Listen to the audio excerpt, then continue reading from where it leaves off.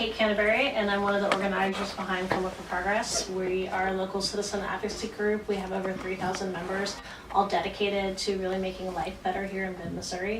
A big part of that is, having the support of politicians like Senator McCaskill. And there's a lot of reasons to oppose Kavanaugh, but I think what really comes to heart for me is Roe v. Wade. I think Eva said something really important, like preserving what's left of it. I've already seen, healthcare decisions taken away in the form of medical birth control by the Supreme Court. And that's something that, only happens to women. Women are the ones using this birth control for a myriad of reasons, not just for birth control, but that issue is birth control. The right to do what I want with my body, my bodily autonomy, is one of the most important things for me as a citizen, and I don't want to see it taken away for anyone. And, he has come out several times in cases and said that he opposes Roe v. Wade. When the president was running in 2016, he said he planned to appoint justices that would overturn, and he is one of those justices that will do that. I think that was really important is what happened last year in Texas when the Trump administration was trying to deny an undocumented minor access to an abortion. It was the minority opinion arguing that the government was within its rights to deny that minor access to constitutionally protected legal medical procedure. When we get the government involved in medical decisions, that doesn't turn out well for citizens. And I know it's something I don't want to see. It is about bodily autonomy, and overturning Roe v. Wade would stop that for half the citizens in our country, but it's also about the right to privacy. The government doesn't have any right to say what I do with my body. It doesn't have any right in my medical decisions. When I speak to my doctor about a decision, my doctor and I come to a conclusion. The government has no place in that room. Abortion is safe, it's legal, and it needs to stay legal. We've seen what happens when we decide to meddle in people's private affairs. It doesn't turn out well. And I don't want to see something that, is, again, constitutionally protected, a safe legal procedure taken away from women in this country, and I really don't want to see the right to privacy and the right to make our own medical decisions taken away from any citizen of the United States. I know Senator McCaskill in the past has been very protective of women's rights, and I think she needs to take the lead and come out and say, we cannot have this person on the Supreme Court. He has no place there. Thank you. Thank you. Yeah, absolutely. Just because I didn't say this the first time, we're going to try to keep this within 3 minutes.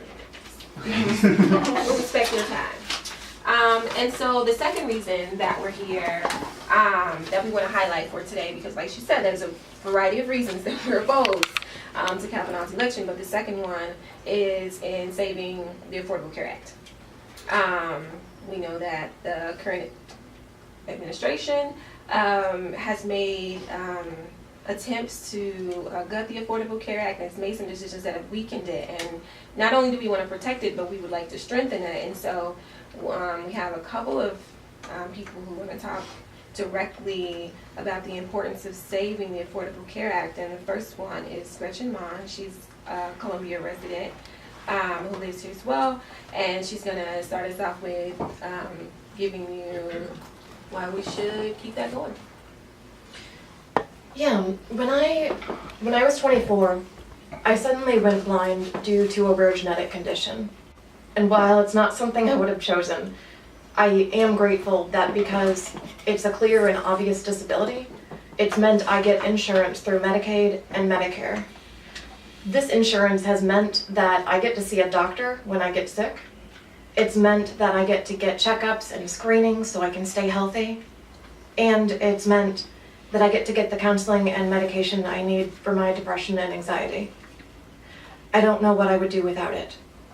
However, in 2015, when I was doing outreach for Open Enrollment 3, I met folks across mid-Missouri who didn't have health insurance. These people, the clerk at your store, your neighbors, your family and friends, were suffering silently. You see, it can be impossible to pay the extraordinarily high cost of out-of-pocket doctor visits, for tests and screenings, when you're also trying to figure out how to pay to put food on the table for your family, pay to keep the electric bill on, and pay for daycare. And for everyday folks, that were looking for work, self-employed, or working multiple jobs just to make ends meet, this was reality. The ACA changed all that and made it finally possible for people to get the health care they needed. For people with chronic conditions, it was even more important. Imagine not being able to afford your blood pressure medicine, your insulin, your antidepressants, trying to manage your condition on your own, but not knowing until you got up each morning whether it was going to be a good day or one where you had to struggle just to do your job or put food on the table for your family. The Affordable Care Act made it so wealthy insurance corporations could no longer deny coverage to people with the all too common pre-existing conditions so many folks have across our nation. The Affordable Care Act also made preventative care a requirement for most plans, which is kind of important when you're trying to stay healthy, and it made mental health care a requirement for most plans, which helped people across our nation and many folks I know, as depression is now one of the leading disabilities in the nation. And it's critical to be able to get the counseling and medication you need so that you can keep working at your job, keep your family together, and sometimes just to stay alive. I know a woman in Audrain County who regularly had to choose each month which medications to purchase and which not to because she couldn't afford all of the things her doctor prescribed her for her conditions. I know a young man in Colombia who doesn't know what he would do if the Affordable Care Act hadn't increased the age a child can stay on their parents' insurance up to 26 because he has schizoaffective disorder and he needs treatment and medication to manage it. I know a woman in Boonville who was frequently terrified of getting sick because it could mean not being able to work her shift or getting fired from her job at McDonald's, and she needed to earn a wage to be able to pay for daycare and food for her child. For everyday people across our country, the Affordable Care Act has meant no longer being terrified of getting sick because you can actually see a doctor. It has meant being able to get the healthcare you need to manage your pre-existing conditions. It's meant being able to get the preventative care you need so you can get screenings and checkups and actually stay healthy. And it's meant being able to get the mental health care you need, making it so you can actually get up in the morning and face the day because you know that you can get counseling and you can get medication to make things easier. You don't know what life is going to throw at you. And health insurance shouldn't be something only given to the privileged few who have the right genes or the right job. The Affordable Care Act changed that so that everyday folks can get this health insurance, something that we all need. If the Affordable Care Act were to go away, it would have detrimental effects across Missouri and across our nation. And that's something that terrifies me and the people across our nation that were finally able to get affordable health insurance and hope because of this Affordable Care Act. Thank you so much, Gretchen. That was some very useful information. I'm going to turn it over to Brittany, who's going to share a bit more about why the Affordable Care Act is important. So for me, the Affordable Care Act is important because when I was 21, my birthday was on a Sunday, and that Friday, the insurance cut my benefits off, and I did not have a way to get my prescriptions for my medication that I needed, for my birth control, and I need my birth control so that I don't have cysts and I'm not in the hospital with them rupturing all the time every month, so that I can go to my class when I was in college, so that I could hang out with my friends and have a life like everybody else. And before the Affordable Care Act, being cut off at 21 when I'm trying to figure out myself before I even have a job meant that I was not able to get medication that I needed. It meant that I just had to suffer every month because birth control is expensive. And apparently it's not a right, it's an option for women. And some of us don't have the option and luxury of easy monthly cycles. We need birth control to live. And that was very important. Also the important thing about the Affordable Care Act is it meant I didn't have to feel bad about having lupus. that it wasn't used as an automatic judgment of no, that I was not worthy of being able to see a doctor like my fellow colleague or peer who had a cold and needed to see the doctor. We were treated equally. And I think that when we had the Affordable Care Act, we created equity, not balanced equity, but some equity in terms of allowing people to have access to care and not putting it in a hierarchy standard. To say yours is not as bad as the other person's or worse than, but you all can see somebody to get help. And when we take that away, we take away equity for being able to allow people to all have the option to go to work and to survive, to take care of their family, and to do so knowing that you have the support of medical care, medical specialists who can help give you the right medicine that you need, who can help take care of you and treat you so that if you want to go to work, you can. If you want to go outside and play with your kids, you can do that. If you want to go on a bike ride, you can do that and not worry of, is this the last day I'll be able to do that? I think that those who are making those decisions and voting, like Claire McCaskill, have to remember their privilege when they're voting, that she gets benefits until she dies because she's a U.S. Senator. We don't get that privilege, and we have a right, just like she does, to have lifetime coverage and care and not worry about if that's taking away from our food, from our utility bills, from our rent or our mortgages. That's should be where that equity comes in. And for me, the Affordable Care Act allowed me to breathe a little bit. And I'm sure all of us just want to be able to breathe. And we need that type of breath of fresh air around here. And voting in Kavanaugh will take away the livelihood of many people here. And that's not okay. Absolutely. And which takes us to our third reason.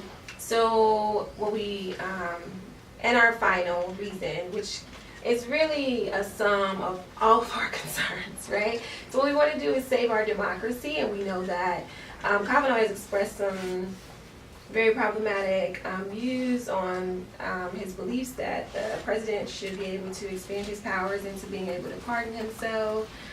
Trump has explicitly expressed that he would nominate someone who, well, we have concerns.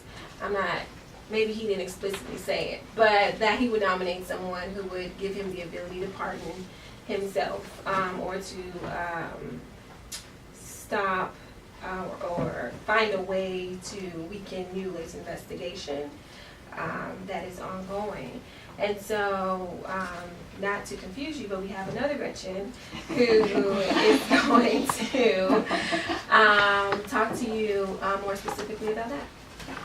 Hi, I'm Gretchen Yancey. I live here in Columbia and have for the past 20 years. I'm a lawyer in town, been practicing for about 17 years now. And so, you know, I am involved with the court system every day. And because of that, and also because of just being a conscientious citizen, I'm cognizant of the delicate balance that there is as far as the balance of power in our country, and I think that it's an important thing to preserve. And I think that a vote to nominate Kavanaugh as and confirm him as a nominee for the court would be detrimental to the citizens of Missouri. I think there are lots of reasons to oppose his nomination, from potential consequences to health care, LGBTQ rights, reproductive rights, and workers' rights. But I think the most alarming thing is his views on executive power due to the president, especially that's currently in office. Kavanaugh has written publicly, he's written and publicly stated that he believes that a sitting president should be able to defer any civil or criminal prosecution until they are out of office. And it seems just all too timely for President Trump to have handpicked a nominee who believes in deferred prosecutions, just as we have found out that his lawyer Michael Cohen and campaign manager Paul Manafort have received indictments for charges in which the president himself may be implicated. If Kavanaugh were to join the Supreme Court, the president would surely use this to his advantage to delay and perhaps avoid any prosecutions altogether. Both Manafort and Cohen are indicted, as everyone knows, on charges related to the conduct during the 2016 presidential campaign. And the American public deserve to know whether or not the president was involved in those crimes and how those crimes may have helped him land the most powerful seat in the world. Robert Mueller's investigation will hopefully give us those answers, but if Kavanaugh's views on presidential power are to prevail, which is something that could happen if he was affirmed to the court, the president might continue to serve in his powerful seat that he may have obtained through criminal activity and avoid prosecution throughout the remainder of his term. The American people deserve to know the truth of what happened in the 2016 Trump campaign and what criminal activities may have led the president to his seat. We deserve to have a president who didn't illegally steal the office through criminal activity and corruption. The confirmation of Brett Kavanaugh to the Supreme Court could deny the American people the right to this truth and protect the president from the rule of law that everyone else is subject to. So for this and many other reasons, we think that Senator Claire McCaskill needs to vote with Missourians and vote for American integrity and vote against Brett Kavanaugh's nomination to the Supreme Court of the United States. Americans deserve to know the truth of what criminal activities the president engaged in to get into office, and Missourians need a senator who will stand up for truth and vote against Kavanaugh's nomination. Nicely stated. So the United States Senate is the only government body standing between the American people and the confirmation of Judge Brett Kavanaugh to the Supreme Court of the United States. Judge Kavanaugh has a case in public speaking history that demonstrates his consistent lack of support for Roe v. Wade and the National Federation of Independent Business versus Sebelius, both of which would respectively repeal the legal status of abortion care and access to affordable health care. Judge Kavanaugh has also expressed troubling views regarding the extension of presidential powers to include the ability to self-pardon, which is not only unprecedented but alarmingly undemocratic. If Roe v. Wade is overturned, abortion access will largely disappear for poor women and women of color across the nation. If the Supreme Court rules to gut key provisions in the Affordable Care Act, an estimated 32 million people will lose affordable health care insurance coverage, drastically increasing the unnecessary health complications that would lead to dire health outcomes and medical debt. So your decision on the confirmation of Judge Kavanaugh to the Supreme Court is crucial, and this is a pivotal moment in the history of our country. With this letter, we hope to have shown you how important preventing Judge Brett Kavanaugh from becoming the next Supreme Court justice is to your constituents. We ask that you vote against his confirmation so that women and families can continue to access the health care they need. And we demand you handle the Supreme Court nomination crisis with the seriousness that it deserves.